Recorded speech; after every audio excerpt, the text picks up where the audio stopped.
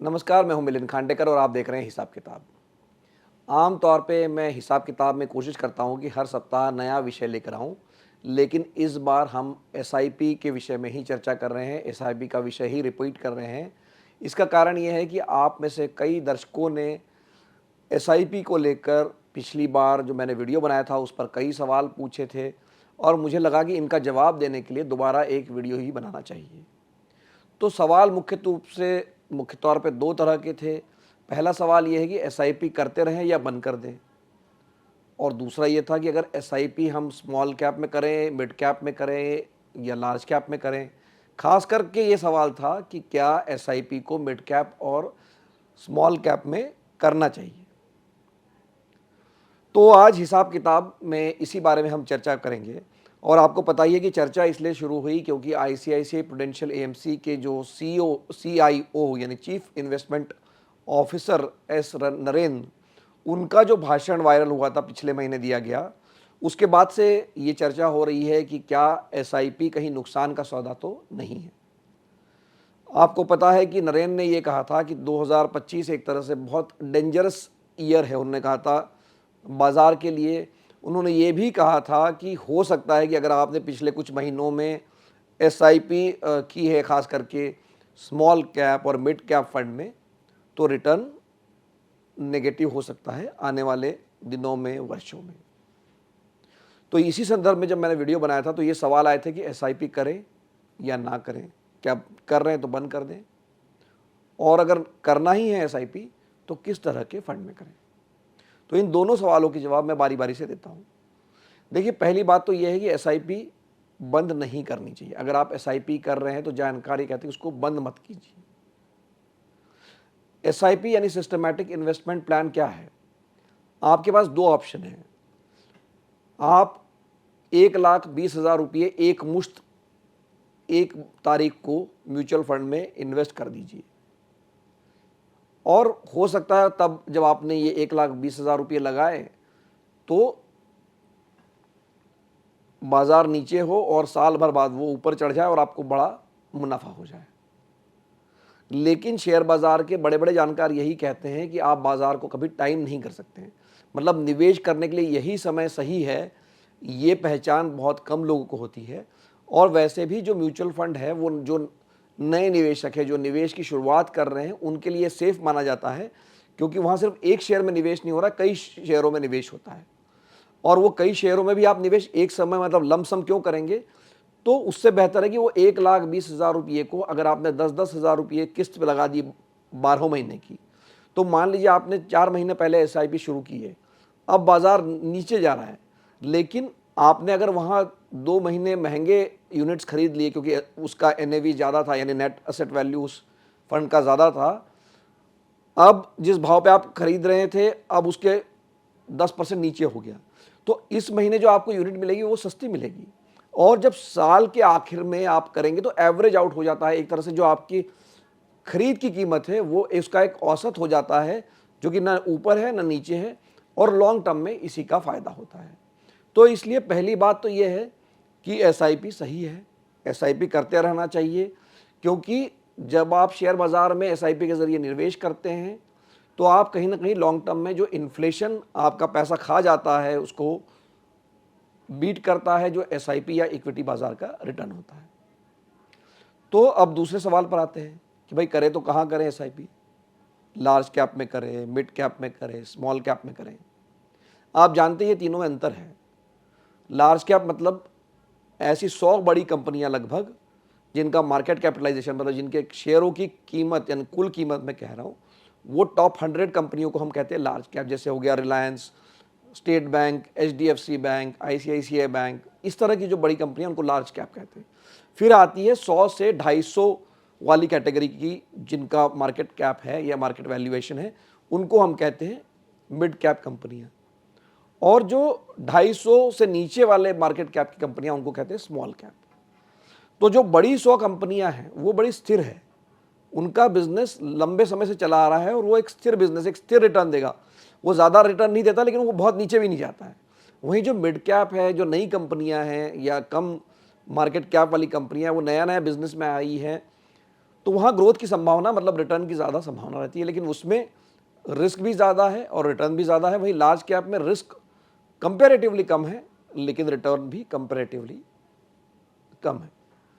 तो ये जो नरेंद्र ने जब बयान दिया था कि भाई लार्ज और कैप में ही आप अपना निवेश ले जाइए क्योंकि मिड कैप और स्मॉल कैप में दिक्कत हो सकती है, तो ये बात कहने के बाद में मोतीलाल ओसवाल ने एक रिपोर्ट निकाली है और वो ये रिपोर्ट 20 साल के जो म्यूचुअल फंड के रिटर्न्स के एसआईपी के रिटर्न के आधार पर बनाई है। तो ये रिपोर्ट बड़ी दिलचस्प बात ये कहती है कि अगर आपने स्मॉल कैप में, मिड कैप में या लार्ज कैप में 7 साल तक अगर एसआईपी की है, देखिए एसआईपी लॉन्ग टर्म करना बहुत ज़रूरी है। अगर 7 साल तक की है एसआईपी, 2005 से 2025 तक का उन्होंने डेटा का अध्ययन किया, तो मिड कैप में उसके घाटे में जाने का यानी उसका नेगेटिव रिटर्न होने की संभावना प्रोबेबिलिटी 0% है। 0% है, मतलब 7 साल तक एसआईपी चलाई है आपने तो मिड कैप में कभी पैसे डूबे नहीं हैं आपके एसआईपी से। लार्ज कैप में की है तो रिटर्न मतलब जो प्रोबेबिलिटी ऑफ रिटर्न नेगेटिव होने की वो 0.6% है, मतलब लगभग ना के बराबर है। स्मॉल कैप का जो रिटर्न है उसमें ज़रूर थोड़ा सा रिस्क है, लेकिन वो रिस्क भी कोई ज़्यादा नहीं है क्योंकि जो ये अध्ययन किया गया है वो ये कहता है कि नुकसान की आशंका 5.6 मतलब लगभग 6% है। 155 म्यूचुअल फंड का अध्ययन करके उन्होंने ये पाया कि सिर्फ 7 साल की अवधि में जब आप कोई भी एसआईपी देखते हैं तो सिर्फ 9 ऐसी सीरीज थी, 9 ऐसे फंड थे जो कि नेगेटिव रिटर्न देखे गए, वो चाहे किसी भी कैटेगरी में हो। तो कुल मिला के एसआईपी सही है अगर आप 7 से 10 साल के लिए कर रहे हैं, चाहे वो लार्ज कैप हो, चाहे वो मिड कैप हो या स्मॉल कैप हो। चूंकि बात यहाँ हो रही है स्मॉल कैप की और मिड कैप की, इसलिए बता देना ज़रूरी है कि अगर आप 7 से 10 साल करेंगे तो वैल्यू रिसर्च की भी एक स्टडी आई है, तब आपको एसआईपी में रिटर्न मिलने की संभावना बनी रहेगी बशर्ते आप 7 से 10 साल लगातार उसको जारी रखना चाहते हैं।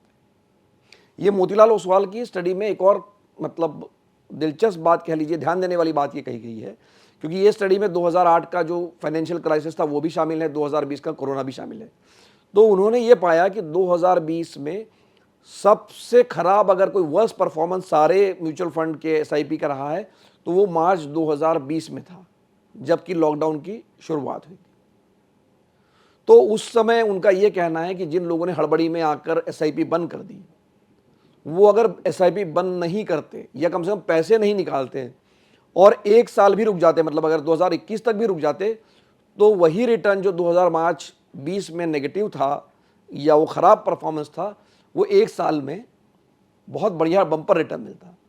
मतलब देखिए संयम से क्या हो सकता है, 1 साल के संयम से कितना फर्क पड़ सकता है, ये उसका उदाहरण इस रिपोर्ट में दिया गया है। तो एसआईपी करना चाहिए, लॉन्ग टर्म करना चाहिए।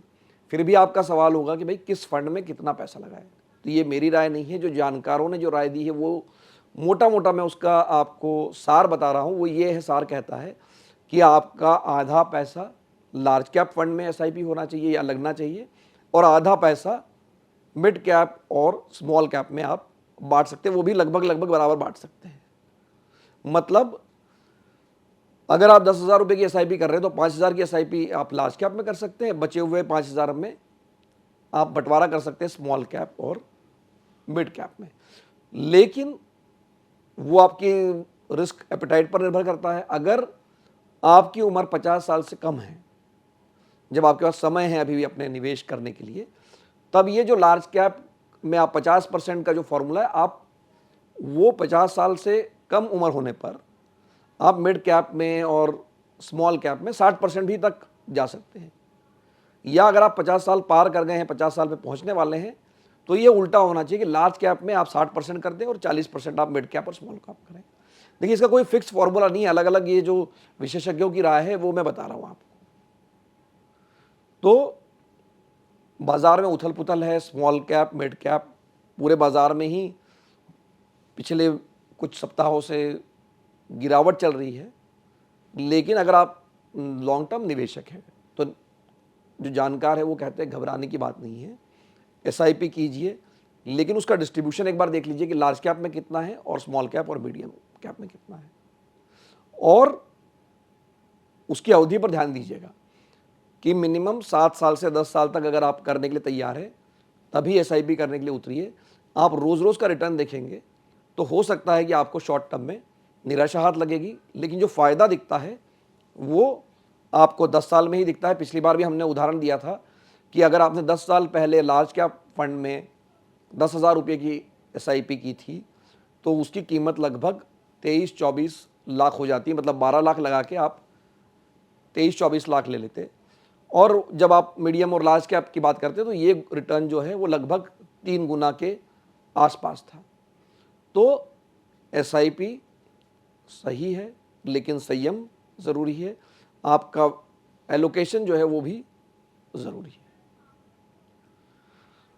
हिसाब किताब के आखिर में एक वैधानिक चेतावनी कि मैं कोई इन्वेस्टमेंट एक्सपर्ट नहीं हूँ। जो जानकारी उपलब्ध है, जो रिपोर्ट्स उपलब्ध है, उसके आधार पर मैंने ये वीडियो बनाया है। आपको अगर अपने निवेश का कोई फैसला करना है तो सेबी सर्टिफाइड जो भी निवेश सलाहकार है उनसे एक बार बात ज़रूर कर लें। ये वीडियो हमने एजुकेशन के पर्पज़ से बनाया है। एक बार फिर से हिसाब किताब देखने के लिए आपका बहुत बहुत धन्यवाद। अगर आपके कोई सवाल है तो कमेंट बॉक्स में डालिए, हम उसका जवाब ज़रूर देंगे। एक बार फिर से आपका बहुत बहुत धन्यवाद। नमस्कार।